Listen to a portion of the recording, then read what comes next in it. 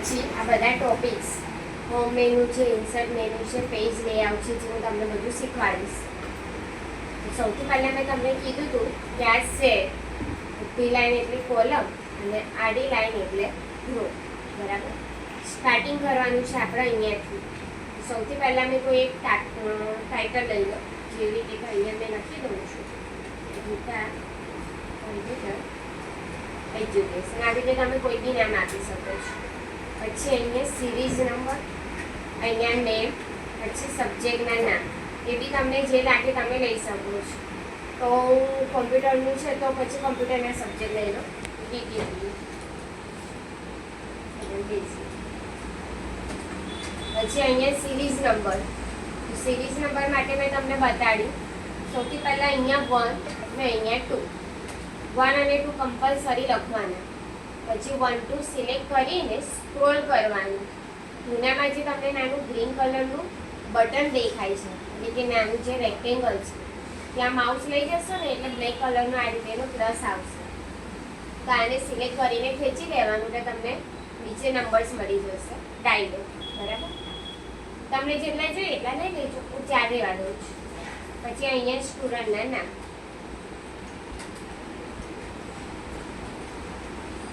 આ રીતે. અહીંયા માર્ક્સ. માર્ક્સમાં અમુક યુનિટ ને અમુક રિપીટ થાય એવા માર્ક્સ.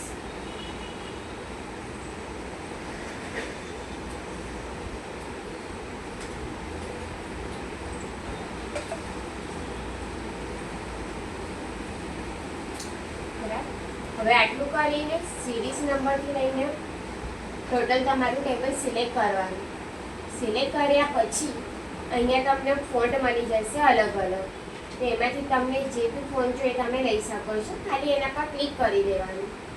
સેકન્ડ નંબરમાં તમને અહીંયા ફોન્ટની સાઇઝ મળી જશે નાની મોટી કરવા માટે, તો બી તમે તમારા અકોર્ડિંગ લઈ શકો છો.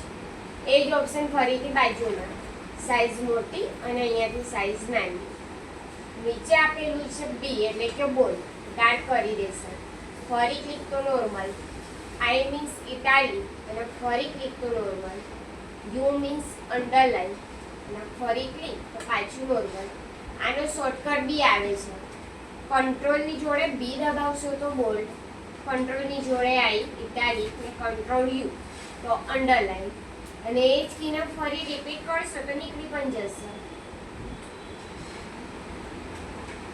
જો કંટ્રોલ પી, બરાબર, કંટ્રોલ આઈ અને યુ, આ નોર્મલ પણ થઈ ગયું. હવે બીજું, અહીંયા આપણે બોર્ડર લઈએ છીએ. બોર્ડર એના માટે લઈએ છીએ કે આપણે જ્યારે અહીંયા વર્ક કરી રહ્યા છે ત્યારે જ આપણને કોલમ અને રો જોવા મળશે. જો તમે આની પ્રિન્ટ કાઢશો ને તો તમને પ્રિન્ટમાં આ ટેબલ આ રીતેનું મળશે. બરાબર. એ ખાલી પેજ છે વર્ક કરવા માટે, તમને પ્રિન્ટમાં કોલમ રો નહીં મળે. એ જોઈએ તો એની પાછી અલગ એક મેથડ આવે છે, જો હું પછી બતાડીશ. એટલે હમણાં કમ્પલસરી બોર્ડર લઈ લેજો. સિલેક્ટ કરીને અહીંયા એરો પર ક્લિક કરો ને એમાં લઈ લો ઓલ બોર્ડર્સ, એટલે ટોટલી બોર્ડર આવી જાય. હવે તમે જ્યારે આની પ્રિન્ટ જોશો ને તો જો ટેબલ આ રીતેનું આવશે. બરાબર. કંટ્રોલ ટી દબાવવાનું એટલે પ્રિન્ટ. અને જો કી યાદ ના રહે તો ફાઇલમાં ક્લિક કરવાનું ને એમાં આવ્યું પ્રિન્ટ, તો બી તમને બતાવશે. બરાબર. આ પ્રીવ્યુ એમ. પછી ફરીથી સિલેક્ટ કરી દો. અહીંયાથી તમને બેકગ્રાઉન્ડ કલર જોઈએ, જે બી જોઈએ સિલેક્ટ કરી દો. અહીંયાથી ફોન્ટ કલર લઈ લો, આ ફોન્ટ કલર મળી જશે. બેકગ્રાઉન્ડ લાઇટ રાખો તો ફોન્ટ કલર ડાર્ક રાખો. ચલો હવે આગળ. અહીંયા છે અલાઇનમેન્ટ. અહીંયા આને લેફ્ટ અલાઇનમેન્ટ કહેવાય, આને સેન્ટર અને આને રાઈટ. તો સેન્ટર પર ક્લિક કરવાનું એટલે સેન્ટરમાં તમારા ફોન્ટ આવી જશે. બરાબર. પછી અહીંયા એક ઓપ્શન છે, આ રોટેટ કરવા માટે છે. રોટેટ એટલે કે જો આવી રીતે ઓપોઝિટ કરી દેશે. આ ટાઈપનું કોઈ પ્રોજેક્ટ કે કંઈક બનાવ્યું હોય ને ત્યારે કામ લાગે આપણાને. તો જો તમે આ ઓપ્શનનો યુઝ કરો અને તમારે નોર્મલ કરવું હોય તો ફર્સ્ટ નંબરના ઓપ્શન પર 2 વખત ક્લિક કરી દેજો એટલે જેવું હતું પાછું. ચલો હવે બીજું એક સોનું લખ્યું છે તો સોનુની પાછળ ફોર એક્ઝામ્પલ મેં કોઈ સરનેમ એડ કરી દઉં છું. જેવી રીતે તો અહીંયા મેં લખી દઉં છું રાજ